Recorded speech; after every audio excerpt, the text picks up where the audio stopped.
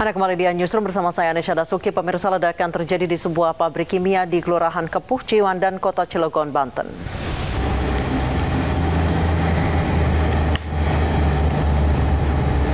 Warga Kelurahan Kepuh, Kecamatan Ciwandan, Kota Cilegon, Banten dikejutkan dengan suara ledakan keras dari pabrik kimia PT Indorama Petrochemical Jumat kemarin. Kerasnya ledakan membuat asap putih menutupi area pabrik tersebut. Bahkan lempengan yang diduga berasal dari ledakan pabrik terlempar hingga 1 km dan menimpa atap bagian dapur milik warga.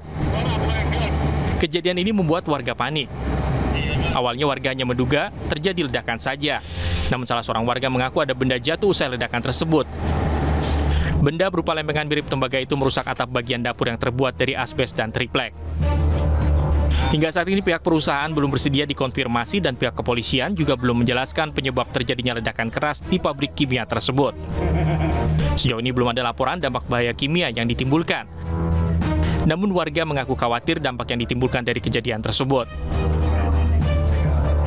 Di pagi ada satu kejadian di mana rumah Pak Rasya Kamal ini, Pak Sia panggilnya ini tertimpa benda. Itulah yang tertimpa benda di lokasi ini dan jatuh ke sini sampai dengan pecah. Pemirsa, nasib santri-santri yang tengah menjalani pendidikan di Pondok Pesantren Al Zaitun saat ini mengundang tanya. Pemerintah menegaskan hak mereka belajar tetap akan dilindungi negara. Sementara dugaan pelanggaran pidana di Al Zaitun tetap akan ditindaklanjuti.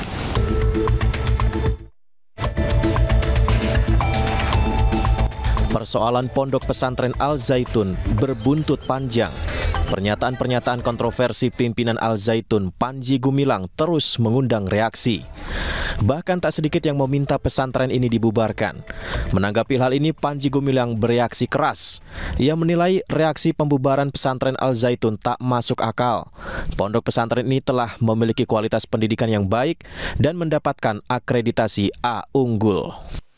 Terus mau membubarkan, masa bangsa Indonesia punya karya swasta, akreditasinya A unggul, disuruh membubarkan, ya buat lagi lah itu, jangan dibubarkan.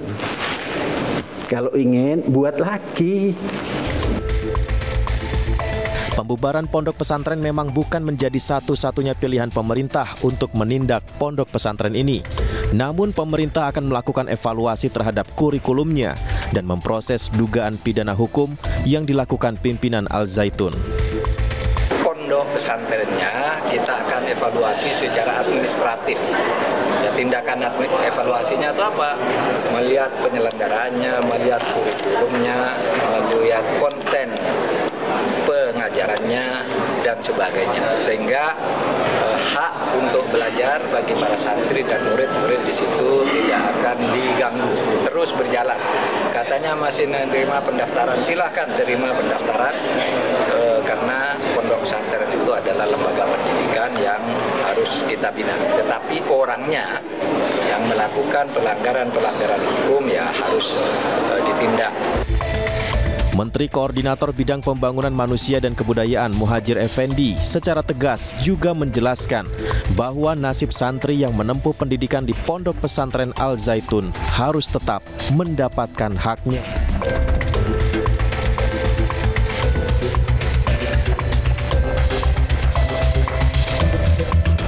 Diketahui sebelumnya berbagai kontroversi disoroti masyarakat di Pondok Pesantren Al Zaitun, mulai dari saf solat yang bercampur antara laki-laki dan perempuan, hingga pernyataan mengenai kitab suci Al-Quran yang menurutnya merupakan kalam Nabi Muhammad SAW.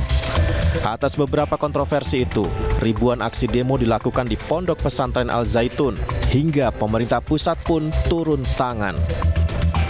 Tim Liputan iNews melaporkan. Pemirsa, pimpinan Pondok Pesantren Al Zaitun Panji Gumilang mengklarifikasi tudingan adanya penyimpangan di ponpesnya. Dalam wawancara khusus dengan reporter iNews Endang Pri, Panji Gumilang meluruskan berbagai kontroversi yang terjadi di Al Zaitun. Saya ingin sampaikan soal saf perempuan saat sholat berjamaah dengan perempuan yang bisa jadi khotib, Pak. Menurut Bapak gimana itu, Pak? Ya biasa-biasa saja. biasa-biasa aja. Oh iya, itu kan mau sholat. Yang penting sholatnya atau softnya? Sholat. Iya. Terus apa lagi? Tapi kan itu tidak lazim gitu Pak maksudnya. Ya, kalau nggak lazim itu kan dipandang dari mana? Ya. Kira azan muadzin yang menghadap, yang tidak lazim juga menghadapnya ke makmum. Ya, kalau saya tidak menanggapi itu di sini. Bukan video, di sini. Gimana? Di hadapan saya kalau azan itu. Oh, gitu. Lah kalau azan membelakangi yang diajak bagaimana? Kalau saya diajak wawancara dan saudara, lantas saya balik, punggung saya saja yang saya tampakkan. Iya. Kan namanya bukan wawancara. Soal Al-Quran yang dibilang bukan kalam ilahi, dan Bapak di video pernah saya lihat juga tidak perlulah menghafal Al-Quran, yang penting dipraktekkan. Itu bagaimana Pak? Bukan begitu. Gimana? Saya itu menyebutkan Nabi Muhammad bersabda dalam Quran. Lah Quran itu wahyu Allah. Yuk gitu saja kok susah. Terus apa lagi tadi? Kenapa Al-Quran bukan kalam ilahi? Sudah tadi kan. Al-Quran tidak perlu dihafal. Ya kalau tidak perlu dihafal itu kan bagaimana keadaannya? Kalau keadaannya perlu dihafal boleh. Tidak nggak apa-apa. Hafal pun nggak apa-apa. Agak sensitif Pak soal tujuan ada perzinahan ya di lingkungan ponpes.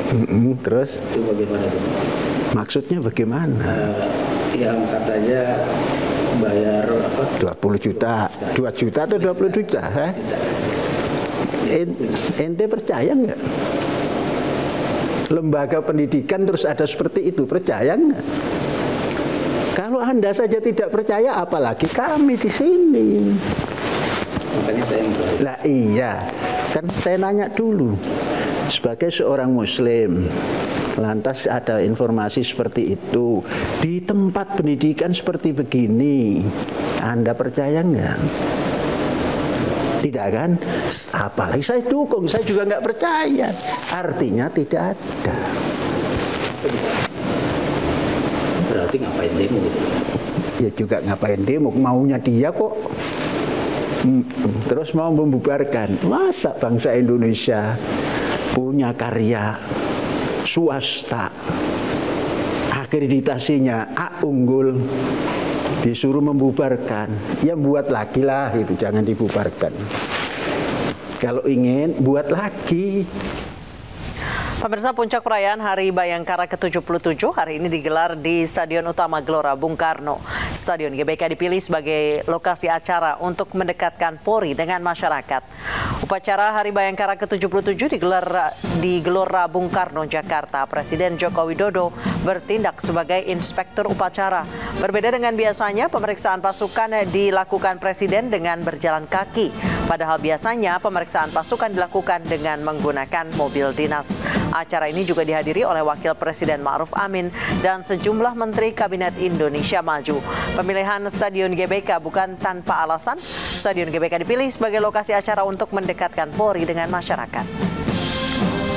Hati-hati, sekarang ini segala sesuatu bisa direkam, bisa disebarluaskan.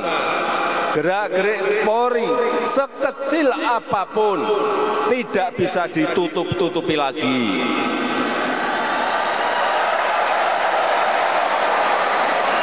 Sehingga kepercayaan pada Polri akan selalu diuji. Seberapa tinggi tingkat kepercayaan rakyat, seberapa tinggi kepuasan rakyat, itu menjadi hal yang penting. Dan saya senang kepercayaan rakyat terhadap Polri sudah naik dari 60% menjadi di atas 70%. Ini perkembangan baik, tapi masih harus terus ditingkatkan. Kami percaya berbagai tantangan tersebut berhasil dilalui melalui kerjasama dan sinergitas yang kuat. Untuk itu Polri terus meningkatkan sinergitas bersama TNI dan seluruh elemen bangsa. Kami menyadari sinergi ini harus dilandasi kepercayaan publik kepada Polri. Pengalaman kami setahun ini sangat berarti. Berbagai permasalahan telah terjadi, membawa kami pada fase transformasi. Soliditas kami diuji untuk satukan visi dan persepsi, untuk saling menjaga, saling mengingatkan demi kebaikan. Satu hal yang pasti, kami terus berbenah diri demi mewujudkan Polri presisi. Polri terus berkomitmen untuk selalu mendengarkan kritik, saran, aspirasi, dan masukan masyarakat. Sebagai organisasi terbuka dan modern, Polri telah membulatkan tekad untuk terus berbenah, siap melakukan koreksi untuk menjadi lebih baik dalam memberikan pelayanan bagi masyarakat, bangsa, dan negara. Polri terus mengembangkan platform pengaduan digital dan merespon setiap keluhan masyarakat secara proaktif. Kami sepakat untuk menjaga marwah institusi dan anggota yang sudah baik terhadap seluruh pelanggaran dan penyimpangan akan langsung dilakukan tindakan tegas. Pemirsa, kerusuhan besar terjadi di Prancis. Informasi selengkapnya akan kami hadirkan usai jeda.